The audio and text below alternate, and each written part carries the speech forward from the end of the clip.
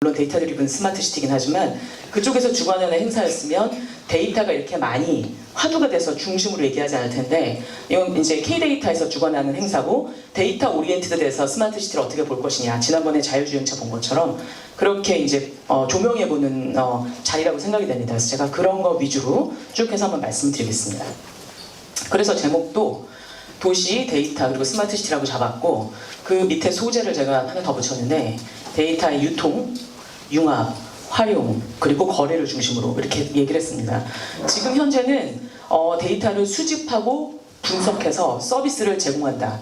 이런 컨셉이 많이 맞춰져 있는데 이제 그게 좀 더 적극적이고 공격적인 개념으로 넘어가면은 데이터 유통, 데이터 자체로서의 유통, 그 다음에 그거를 데이터가 여러 가지가 합쳐져야만 새로운 가치를 창출할 수 있기 때문에 그걸 융합하는 부분, 그래서 어떻게 팔아먹을 것인가, 그리고 그걸 통해서 어떻게 경제, 산업 플랫폼을 바꿔나갈 것인가 라는 전망으로 가고 있습니다. 그것이 멀지 않았습니다. 그래서 오늘 원에서 준비하신 것도 이제 그런 컨셉을 여러분들과 공유하자고 말씀을 드리는 거고 저도 그거를 이제 말씀드리려고 합니다.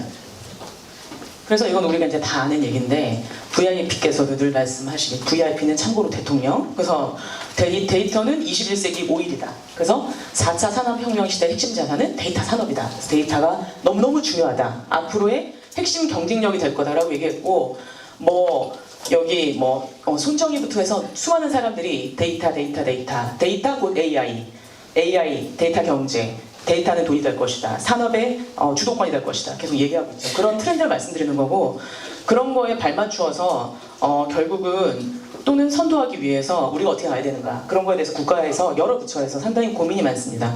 그것들을 제가 쭉 한번 읊어드리려고 합니다. 이거는 제가 오늘의 자리를 위해서 만들어 본 내용입니다. 아무데도 없는 장표죠. 네, 제가 궁금해서 한번 정돈을 해봤습니다. 그래서 보면 사실은 2007년도 저기 뭐라고 써있죠? 조그맣게? 예, 스티브 잡스 써있지 않습니까? 아이폰의 발명자. 스티브 잡스가 아이폰을 만들어서 데이터라는 개념을 띄우기 전까지는 사실은 이게 그렇게 눈앞에 드러나지 않았었죠. 아이폰, 앱스토어 이런 데이터 생태계를 만들었기 때문에 이제 데이터라는 게 화두가 쭉 올라가서 이게 산업적으로도 활용되면서 발전이 됐다고 생각이 됩니다. 그래서 이 위에 비행기 표시는 세계적인 흐름이고 이 밑에 태극기에 두 가지가 나눠져 있는데 하나는 데이터 관련 정책, 하나는 스마트 시티 관련 정책 어떻게 주고받는지를 보여드리기 위해서 제가 정리했습니다. 그래서 보면 데이터 생태계가 쭉 이제 분명히 돼서 모두가 아이폰을 쓰고 모두가 데이터를 만들어내는 시기가 됐죠. 한 사람이 가트너 보고에 따르면은 핸드헬드 기기를 포함해서 6개 정도의 디바이스를 활용해가지고 계속 데이터를 생산한다고 하지 않습니까? 그런 시대가 도래가 된 거죠. 그러다 보니까 그게 무르익어서 데이터 경제라는 본격적인 개념이 나왔죠. 2011년. 생각보다 굉장히 빠르지 않습니까? 저 한 2015년 정도 생각했었는데 2011년 이미 이전에 데이터 경제가 나왔고 이 데이터 경제라는 개념이 나오고 쭉 가면서 우리가 소위 얘기하는 빅데이터하고 AI 그리고 제일 중요한 IoT 데이터가 실제로 활용할 수 있는 수준으로 많이 올라오게 된 거죠. 그래서 클라우스 슈왑이 4차 산업혁명 이런 데이터를 가지고 비즈니스를 하지 않으면 시대에 뒤떨어지게 될 것이다 라는 예언적인 얘기를 2016년도에 했죠. 그리고 불과 2년 후에 데이터 자본주의라고 빅터 마이어 쉔버거가 얘기를 하고 있습니다. 금융 자본주의가 아니라 데이터 자본주의로 간다. 아주 적극적인 개념까지 발전되고 있는 형태고 지금 우리는 2019년 여름, 가을을 바라보고 있습니다. 그러니까 우리가 하는 이 논의는 상당히 새로운 거죠. 이제 우리 이 시점에서 여기를 단추해서 제가 지금 말씀드리고 있으니까 이런 정도의 흐름으로 쭉 가고 있다는 걸 한번 생각을 해보시면서 오늘의 그 자리를 들으면 좋겠고요. 그거에 맞춰서 해외에서도 아주 적극적으로 데이터를 거래할 수 있는 거래소라든가 저기 보면 덴마크 코펜하겐, 중국의 귀양이나 상해 거래소, 프랑스의 다웩스 이런 거래소 같은 것들 통해서 별로 돈은 아직 못 벌고 있지만 많이 만들고 있고 또 알파고 이세돌 대국이 2016년에 있어서 거의 일반인들도 이런 개념에 대해서 이제 학습을 하게 됐고 지금 최근에는 온톨로지 그 다음에 맨칭 알고리즘, 머신러닝 여러분 잘 아시는 이런 것들을 통해서 이제 거의 데이터 자본주의의 컨셉에서 데이터를 바라봐야 되는 수준까지 발전을 했습니다. 그래서 2018년도 이후부터는 데이터에 대한 여러 가지 적극적인 전략들이 나오고 있고 저희도 그거 중에 하나로 지금 얘기를 말씀드리고 있는 거고요. 그럼 스마트 시티가 어떻게 발맞추어서 갔느냐? 스마트 시티도 스마트 시티야말로 데이터의 부자죠. 왜냐하면 이 전국의 도시 데이터를 전부 흡수할 수 있으니까. 이 스마트 시티가 2008년도에 UCT법이 제정돼서 UCT가 뜨면서 2013년도까지 UCT라는 걸 열심히 구축을 했습니다. 근데 이때까지는 너무 인기가 없었어요. 사람들이 다 싫어했어요. 저희 학교 학생들도 UCT 대학원 과정하면 다 싫어했어요. 졸업장에 그 이름이 찍히는 것을. UCT 허상이야, 거짓말이야 이랬었거든요. 그러나 그 이후에 넘어가면서 데이터 드리븐 UCT, 지금 용어로 하면 스마트 시티, 이렇게 발전이 되면서 획기적인 전기를 맞이했습니다. 그리고 그런 과정 속에서 데이터를 많이 축적이 됐죠. 그게 통합 플랫폼이라고 지자체마다 얹어있는 플랫폼이라든가 거기에 연결된 연결 서비스라든가 이런 것들을 통해서 계속 구축이 되고 있습니다. 그래서 관련된 법도 정비가 되고, 이제 여러분들 잘 아는 국가 전략이라 해서 국가 시범 도시라든가 뭐 여러 가지 이런 것들이 이제 본격화되면서 쭉 스마트 시티 정책이 가고 있습니다. 그러니까 사실은 데이터 정책하고 거의 맞물려서 이제 가고 있는 개념이 된다고 보시면 되겠습니다.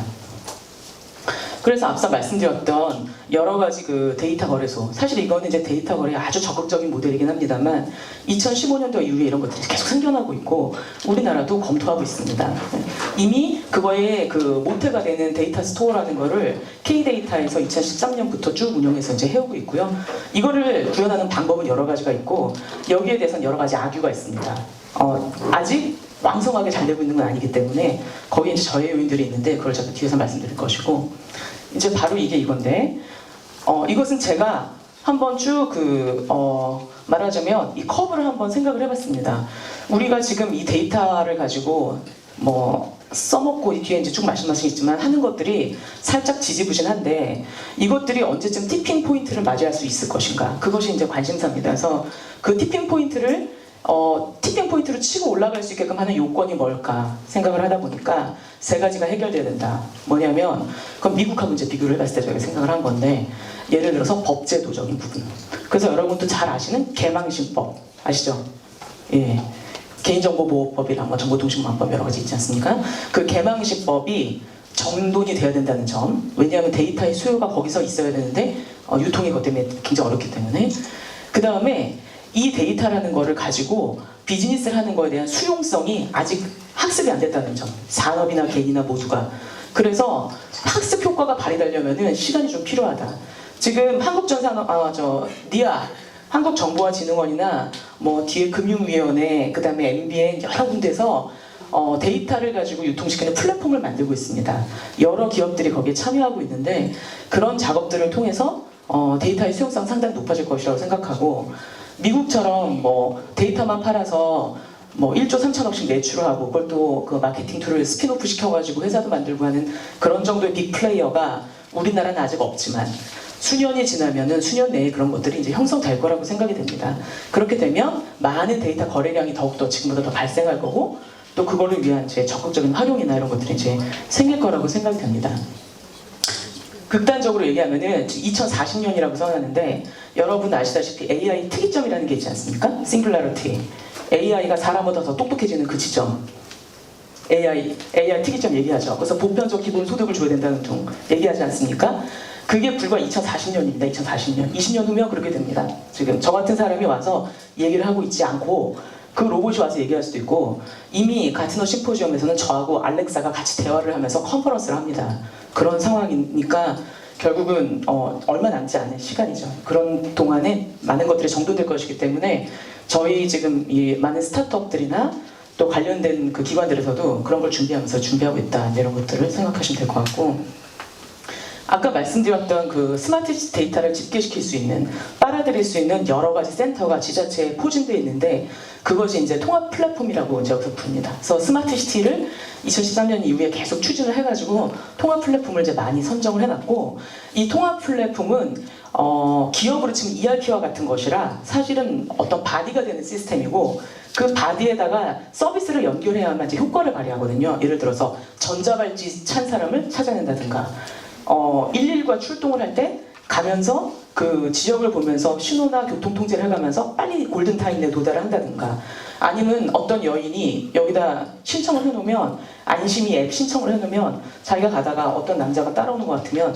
핸드폰을 이렇게 뒤집거나 흔들면은 그게 관제센터로 연결이 돼서 주변에 CCTV가 딱 릴레이를 시켜가지고 보호를 해준다든가 경찰도 출동하고요. 그런 서비스들이랑 쭉 연결하는 이제 작업들이 진행이 되고 있습니다. 그래서 그런 데이터들도 아까 말씀드렸던 그런 여러 가지 저해 요인들이 해결되면 활용할 수 있을 거라고 보여주고, 그 통합관제센터는 주로 영상 데이터, 그 다음에 이제 시설물에 대한 데이터 이런 것들이 많이 있는데, 그 데이터들을 이제 IoT를 강화시켜가지고 데이터 허브라는 개념을 하나로 모아서 또 여기서 어떤 비즈니스를 창출하게끔 하는 그 사업들이 진행되고 있습니다. 국가전략이라고 해서 시범으로 아마 대구하고 시흥에 실증하는 걸로 제가 알고 있습니다. 그래서 이런 사업들도 진행이 되고 있죠. 허브니까 누구나 갖다 꼽으면 이 데이터를 활용할 수 있게끔 돼야 되는 개념이겠죠, 원래대로 하면.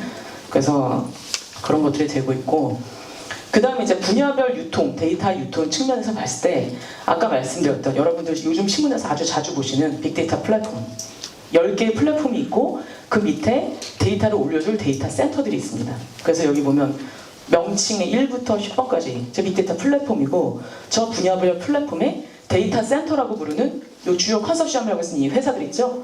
이 회사들이 데이터를 제공하는 거죠. 그래서 저 플랫폼에 모아가지고 유통을 시키고 그걸 가지고 데이터를 통해서 뭔가 좀 해보자 하는 얘기고, 그걸 위한 비즈니스 모델들이 이제 여기 있습니다. 테마별 특성을 살려가지고 하겠죠. 그런데 이것끼리 크로스 융합은 되지는 않고 요 이제 소울 도메인별로 지금 되는 형태까지 되고 있습니다. 그래서 아직 구현된 건 아니고 이런 계획이 나와서 신청을 받아서 이제 만들고 있는 상황이 될 것이고, 이런 것들이 만들어져서 활용이 되는 그 시점이 거의 2023년이 되면 될 것이기 때문에 수용성이 높아질 것이다 제가 말씀드렸고요.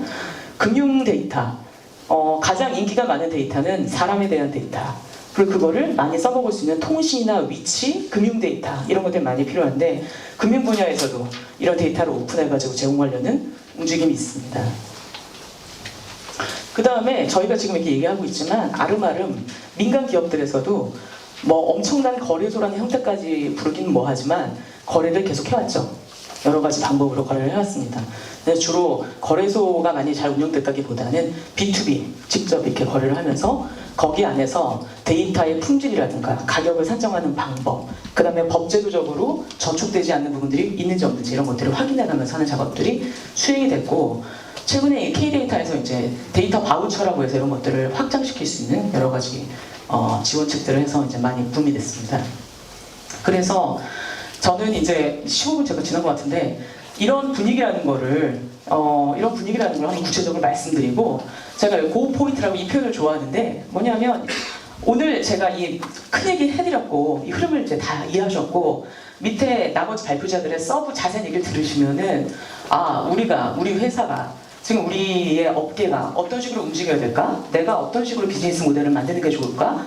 이런 것들에 대한 의사결정을 구체적으로 할 필요가 있습니다. 그래서 그런 것들을 한번 생각해 보시라고 비워놨고, 저는 이제 제가 그 데이터 이 거래를 잘 하게 만들고 싶은 사람이니까 저도 저 나름의 고 포인트가 있습니다. 여기 쓰진 않았지만, 그래서 여러분들 오늘 이걸 통해서 그런 것들을 이제 많이 한번 생각해 보시는 계기가 됐으면 좋겠고, 뒤에서 이제 자세한 주제들별로 설명을 들으시면서 나중에 Q&A 시간에 또 궁금한 거 있으면 서로 이렇게 의견 나누는 자리 갖도록 하겠습니다. 네, 감사합니다.